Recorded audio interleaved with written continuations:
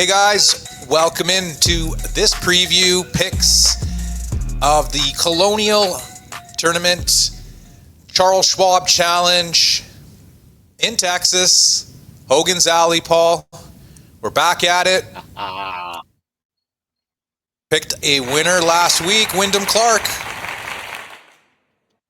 Third one on the show, second one on the tour. Yeah, so let's march along. Scotty Scheffler won't be in this field. How did the rest of your each ways go? I know some of the guys that you had were in contention for the lead. So did any of your each ways cash? No, there was just three places, Paul. So no one finished in the top three except for Wyndham, right? So Wyndham is the one that cashed the full payout. But Koepka did okay. I think he was top 20. And Meisner was, I think, top 30 or whatever. He did not so great on Sunday. But, that was last week. A lot of guys were complaining. The scoring was too low. They did some renovations on the course, and they spent like $25 million. But to me, I don't mind some shootouts here and there. I like some tournaments where the scores are near par, and I like some tournaments where it's 20 under, so it is what it is. But, it's a marathon. It's a long season for the PGA Tour. So variety is the spice of life. Yeah, I think it's just some guys, these golf, really hardos, they want to see some tight conditions and tough conditions, and it is what it is, but we'll move on. We got a couple of big tournaments going on this week. Obviously, it's either that or they're extremely jealous that they can't play golf and shoot rounds and shoot a score like that. Probably a little bit of that, I think. But this week we got Charles Schwab Challenge at Colonial, Fort Worth, Texas, nicknamed Hogan's Alley. They had a PGA championship here in the 50s where Hogan won. Hogan also won, I believe, 6 times the regular tournament. So this course, Paul, I don't know if you remember a heck of a lot from this course, but it's not a course you can overpower. Oh, yeah. Oh, I'm well aware of that from trying to do that in the game one time too often. And then you got to realize going, okay, I don't need to beat the living snot out of my driver. I can, hit a couple of nice, easy, decent 7 woods, leave myself, in a nice, nice chip range. Or if I hit the second one decent enough, I got myself a nice lag putt. Yeah. So the course, it's got long par 3s and then one super long par 5. It's like about 650 yards. So probably a 3-shotter for most people in the field. But a lot of the par 3s are tough, 190 yards plus. And then conversely, the par 4s aren't super long. Most of them are 450 yards or less, which like modern day PGA Tour standards is just nothing. It's like a driver and a wedge, right? So yeah, but it's always like an interesting leaderboard here. A driver. Some of these guys, it's just a driver with some of the carry out, the roll out there. Have you seen some of Rory's tee shots? How he's been like 450 yards. Yeah, that's a normal tee shot with roll out for Rory, and he's got a lag putt. For sure. But that's just the world we're living in with the technology, right? Yeah. These drivers are super hot. The shafts, all the training too. These guys are using the ground force, so it's a different ball game. But everyone's got the same equipment, all the same technology to choose from. So I got 4 picks for Colonial, and then I also got 1 pick for Live Golf Korea.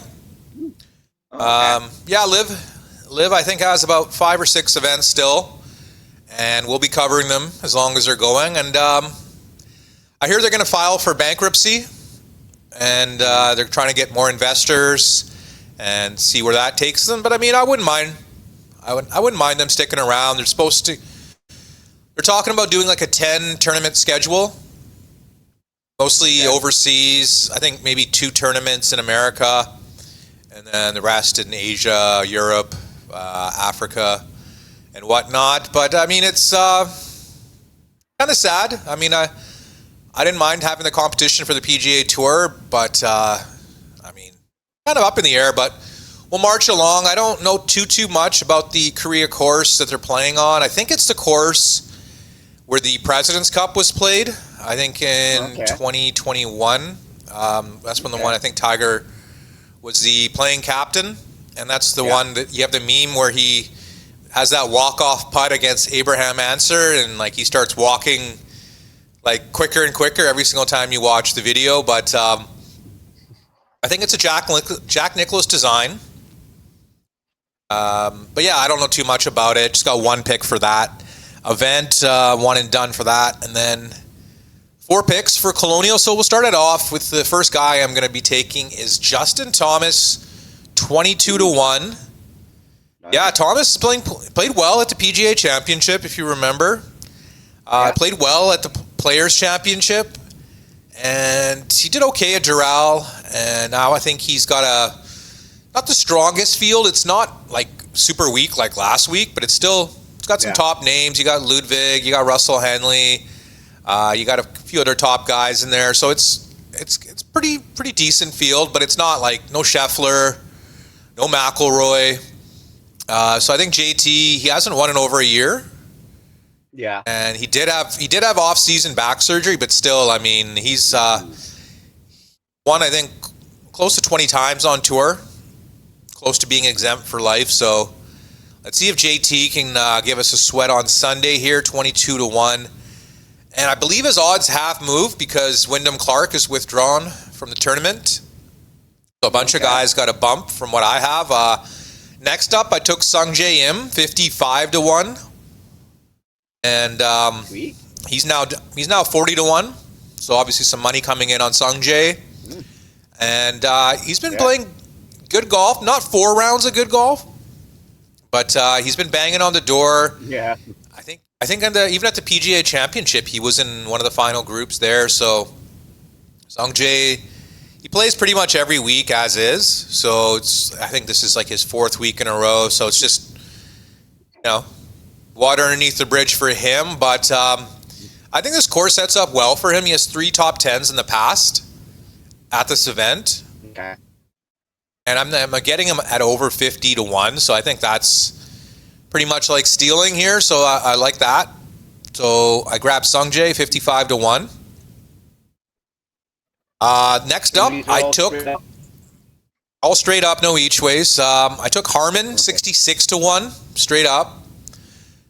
He's now down to I think 50-1 as well. He's also played well here. Not being the longest hitter in the world, but he's pretty scrappy, good with the irons, good scrambler. Just a good all-around player, just not super long. I think you're freezing up on us, Paul. Oh, you're there. You're there. Okay. Yeah, so I heard you. Brian Harman, 66-1. Okay, Paul is out. He'll be back in probably a few moments. Last guy I took was Rasmus Niergaard Peterson, the Dane. Got a really good number on him, 100-1. I see him at somewhere in the 75 to 80-1 range. So getting him here, I think is pretty strong value. And there's been a lot of lesser names that have won this tournament out of nowhere. You had Davis Riley a couple of years ago. You had like Kevin Na kind of come out of nowhere and win this tournament. So We've had a mixed bunch of winners, so I think Rasmus Niergaard Peterson can be that guy. Looks like Paul is still not back. Is Paul back? He's trying, folks. I have no idea what happened. It's like I noticed you were suddenly glitching out, and the next thing I know, I'm getting dropped. It's the same issue always, Paul. It's your Wi-Fi. It's Wi-Fi. Actually, hey, you're back now. Wrong with the Wi-Fi this time? No, it is because I noticed as soon as we pressed record, it was kind of freezing up a little bit. But what can we do? We deal with our archaic Wi-Fi and we deal with it. So I was just saying, I took Rasmus Niergaard Peterson. at 100 to 1. I think it's good odds. I think he's like a 75 to 80 to 1 range guy. And I was just saying that we've had a lot of long shots, kind of guys out of nowhere that have won this tournament. So I don't see why Rasmus doesn't have a chance here at 100 to 1. For the Live Golf Korea, just one pick, Paul. Going with Dustin Johnson, an old favorite of ours, at 31 to 1. Yeah, DJ 31 to 1. And that's without John Rahm. So, yeah, John Rahm finishes first. I still win the first place prize. And obviously, if DJ wins straight up, I win. So I kind of just take a little bit of that winning factor of John Rahm out of there. Just guys won, I think, the last, 3 of the last 5 events, or finished second. He's always pretty much guaranteed top 5. I mean, it's like his little playground, this league of his. But Dustin Johnson, I just think he's played this course before, obviously in the President's Cup, and he played pretty well at the PGA Championship. I don't know if you caught any of him, but I think he finished in the top 20. And he also made the cut at the Masters too. So decent. I mean, for his regular standards, not great, but from what he's played the last year or so, pretty good. I think Paul is freezing up on us again, but he's there. So yeah, I think I got a good number with him, 31 to 1. What's his name? I think Terrell Hatton has withdrawn from the tournament. He is expecting a kid this week, so Terrell Hatton won't be there for Live South Korea. But yeah, man, I think a lot of Liv's luster is kind of gone now, and even the diehard Live fans are just kind of, up in the air, don't know what's going to happen. Got to be kind of sad, right? I mean, like, I know a lot of these people who love Live, they thought it was going to live forever, pardon the pun. And it's just weird. Like, it's just out of nowhere, this whole oil-Iran war. I mean, it doesn't help. But even before this, they were even talking about pulling the plug. So we'll see what happens with the Live Golf Series. It also sucks, too, because Live... open people's eyes to a lot of other different, very beautiful, very challenging golf courses all over the damn world, not just in the States, and not just in the UK or Scotland, but I mean all over the place. But maybe not the hardest. Some people, I can guarantee you that people that have watched, Live might have added a few more golf courses to their bucket list. Thing is, the Live was playing a lot of the courses that were already played by the European Tour or the PGA had already been there. Like, the only courses that they used that were never seen before were like Adelaide in Australia, and then the one in South Africa this year in Sten City. All the rest, they'd already been used before on the European Tour or the PGA Tour or whatnot. So a lot of recycled courses. Yeah, but if you never followed the European Tour, you might not have seen any of these courses, and and the PGA, we both remember back when the PGA, when a lot of these world golf events would be held, outside of the States, where like we saw Sheshin for the first time. That was great, beautiful golf course, So and then we have seen one in Malaysia too. But not as many new ones that you've seen from the guys on Live. Well, the thing is with Live is Live, they don't have that many Americans on their circuit, so most of their roster is international. So it makes sense to play international, where America, I think 70 to 80% of their roster is American. So obviously Americans don't want to leave America. And that's the biggest problem, right? Even the number one player in the world, Scottie Scheffler, does not leave America unless he's playing the Scottish Open a week before the Open. So it's tough. I mean, Tiger, when he was number one, he would play around the world, but probably not as much as people would want. And Rory, obviously, he's a world player, right? He still plays on the European Tour.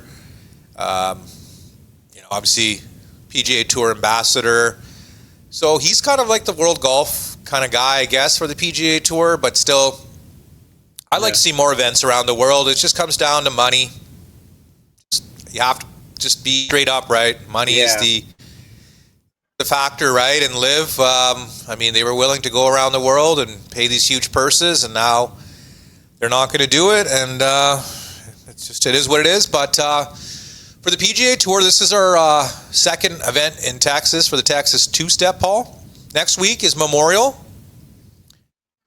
And after that, it's the Canadian Open. Woohoo! Yeah. Sorry. Let me apologize. The Ontario Open. Oh, yeah, that's right. They don't leave Toronto there, right? So yeah, we're playing Jack's event. Then we're going to the Ontario Open. Then we're going to the U.S. Open at Shinnecock. And then we got our last signature elevated event, the Travelers. So Memorial's the second to last elevated event, and then Travelers is the last elevated event. And we're getting into the heart of the season, Paul. We're already past halfway through the season, so we're on the back half. We're on the back nine of the PGA Tour schedule on For The Win here, and it's been entertaining, man. It's been really entertaining, and got two more majors to look forward to, and we would love it if everyone would give us the old thumbs up, like, and subscription, hit the notification bell, leave us a comment. Paul and I are going to catch you guys next time. Hang loose, people. Peace out.